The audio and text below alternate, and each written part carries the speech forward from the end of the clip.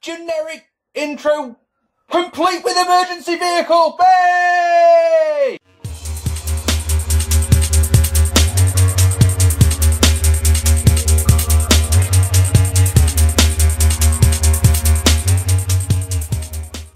Hello ladies and gentlemen, we start amidst an ambulance being right there. Welcome to these. These are going to be some very quick fire because I've got a very busy day today.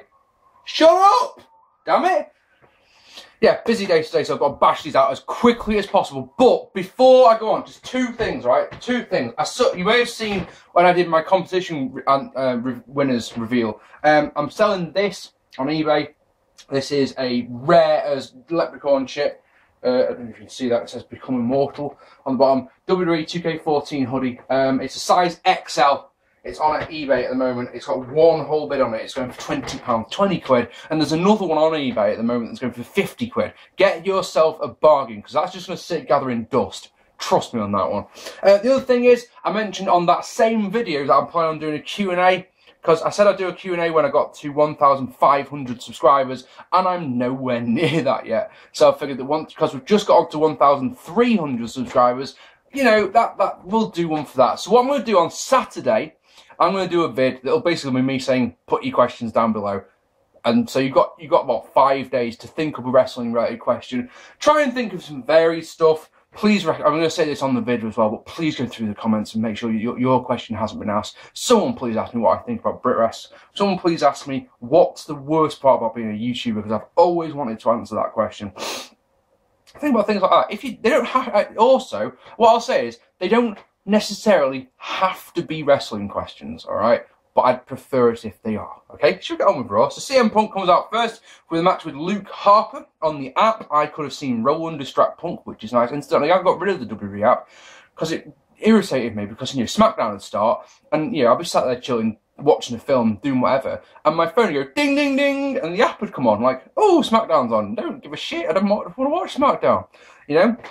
Yeah, decent length. Crowd really into it, especially a dive onto Roland. Punk wins with a roll-up, gets beaten down by the family. Daniel Bryan, with his hair in a ponytail and a big bandage on, comes down to make the save with a chair. Good setup for Survivor Series. I don't know what they're going to do at Survivor Series. Are they going to do a 5-on-5 or are they going to do a 3-on-2 handicap match? I've got to say, I'm starting to think that a 3-on-2 handicap match might be the better option. My problem with this match is that the announcers immediately started talking about the Big Show. Straight away. Remember what I said the other day? This last couple of months is all about Big Show. We were lured into thinking it was all about Daniel Bryan. No. It's all about fucking Big Show. Show is banned from the WWE for life, which means, of course, we'll see him tonight at some point. And on my WWE app that I got rid of, I can vote for Randy Orton's opponents. Unfortunately, no one at all. Still isn't an option. One day, maybe.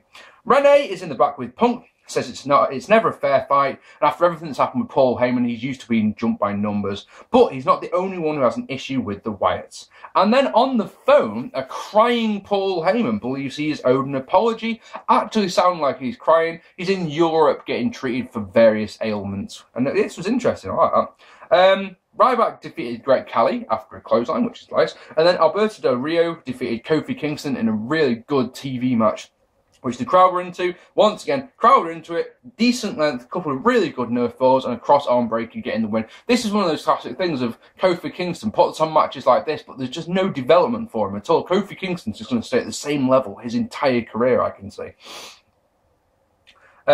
We get a long-ass video package about everything that's happened to the Big Show over the last couple of months, and then during the ad break over here, because I'm watching an English stream for once. Normally I watch an American stream, and I have to put up with 100 adverts for burgers that I can't actually physically buy. This one I was watching an English stream, we got a WWF advert in the middle of the ad break. It's like, oh man, that one hurts. No. Randy Orton then defeated Big E Langston. You know, the fans could choose between Big E Langston and Dolph Ziggler. But Big E Langston getting the people's vote.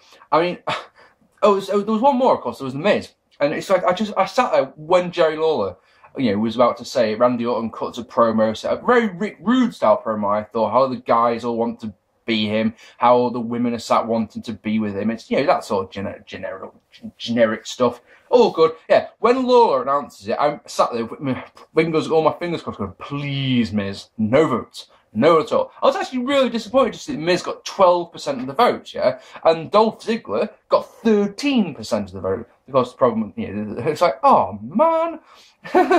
Makes you think back to the night after WrestleMania and how over Dolph was, and then you just look at it now going, oh, it's sort of like, oh, man, what did you do? What did you do to someone backstage? Point is, Randy Orton versus Biggie Langston, really good match. You enjoyed this one a lot. Again, I know it's an obvious thing to say, but crowd were really into it, and it had a decent length. The thing about this match is it made Biggie Langston look like a player. It really did. You sat there, at the end of this match, if you'd never seen Biggie Langston before, you would have gone, yep, that guy's awesome, and he will be a world champion one day. He was really close to winning, just, an RKO out of nowhere, as Cole likes to call him, gets the win for Randy Orton. Let's just put the light on.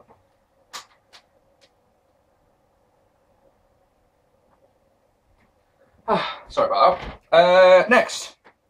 Hell, oh yeah, one more thing. They even mentioned that Langston was the champion of NXT. I don't think they've ever mentioned that with anyone, have they? Like, for example, when Summer Rae made her debut a couple of weeks ago, this was her first singles match. All those matches that she had on NXT, irrelevant. Anyway, newlyweds Tyson Kidd and Natalya defeated Fandango and Summer Rae in a short mixed tag match. And then Renee is with Damien Sandow, who promises revenge on John Cena for what he did last week. And the Real Americans come in and say that they will help him get revenge on what happened last week. And then probably the best match of the night is Goldust, Cody Rhodes and John Cena defeated the Real Americans and Damien Sandow in yet another good match. On a show jam-packed full of good matches, here was another good match. Cena got a promo for the match where he basically bigged up some breast cancer survivors who were in the crowd. No problems with that whatsoever. We'll never ever rip on someone like that. And I know that I'm trying to get this done fast. And I know you're probably sat there going, come on, Mark, a bit more. But decent length, hot crowd. Now, the thing about this one is, right, so there's two things. First one is that Alberto Del Rio came out, because of course he wanted to check out on Cena, and Zeb Coulter's out. So they've got those two on commentary bickering away, yeah? And then in a space of a heartbeat, they're agreeing with things, and then they're bickering about things. That was really entertaining. I really like that. But the other thing about this match is it played to every single man's strength, and it didn't go the way you were expecting it to go. Because, of course, you're expecting John Cena to be the one who gets the hot tag to and cleans house and wins, and that didn't happen. John Cena was your Doctor of Thugonomics in Peril, I think I've got him written down. Yes, I have, yeah. Doctor of Thugonomics in Peril. I thought I'd have a bit of a throwback. I'm watching Survivor Series 2003 at the moment. When he comes out, the first thing Chad says, well, here's the Doctor. Fuck off. You're not a doctor at all. Great match. Hot finish. Goldust gets the win with the final cut he uses. I think he used the final cut to get the win. I personally would have had the heels win here. Personally, I would have had the heels win because you can, if Sandow and Cena are going to have a little mini program, that could have been advanced here. But also the Real Americans and Tag Team Champions storyline can be advanced by having a heel win. But that's nitpicking, isn't it? Oh look, Big Show's here. He's banned for life, but he's here. But wait, here's a twist. It's Stephanie McMahon that let him into the building, and the board of directors want show back, demand that shows back. Hunter's not happy about that one bit. I have no idea who's on this board and how they've got more power than Triple H, who's the CEO, and Stephanie McMahon, who is acknowledged as owning part of the company. But it's just one of those things that just makes you go, oh. And you just sat there looking at this going, this 2 hours of wrestling have been pretty damn great. Very wrestling heavy. I tweeted out, very, very wrestling heavy show tonight. And that's never going to get a complaint from me. I will rather see a lot of wrestling and a few skits than lots of skits and a tiny little bit of wrestling, But this last third hour isn't great, in my opinion. Dolph Ziggler defeated Curtis Axel in a nothing match, absolutely nothing at all. I'm starting to think now, and it pains me to even think this, but I'm starting to think they should just retire the Intercontinental Championship, because that belt is just an albatross for every single person who holds it. You hold the IC champion, you go from being a somebody to a nobody in a couple of months. I really think that's the case. In the back, Renee talks to Daniel Bryan, who says it probably wasn't the smartest thing to go out with his injury. But he got his payback, and now it looks like someone else has an issue with the Wyatts, aka CM Punk. Vicky Rose tells to Triple H that Show won't meet him in his office and wants to meet him in the ring, which is nice. And then, and just, oh, come on. The Usos defeating 3 MB members, Heath Slater and Drew McIntyre, in an absolutely nothing match whatsoever.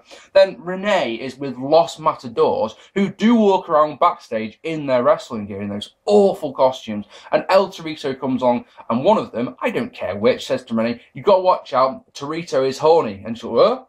And you like to go, "Oh, please don't go where I think you're going with this one." But no, they don't. He could horn you in the knee. Like, oh, hilarious. Oh, awful. That'll be on one of those best of Raw compilations as the funniest thing that happened this year, I guarantee it. Eva Marie and the Bellas defeated AJ Lee, Aksana and Tamana, which is lovely. And we are told that Daniel Bryan will face Harper on SmackDown, which is a show I don't watch, so yay. And then this is where it all goes a bit Lehman chapped, I'm afraid. Triple H and Steph come up to the ring. They call out Show.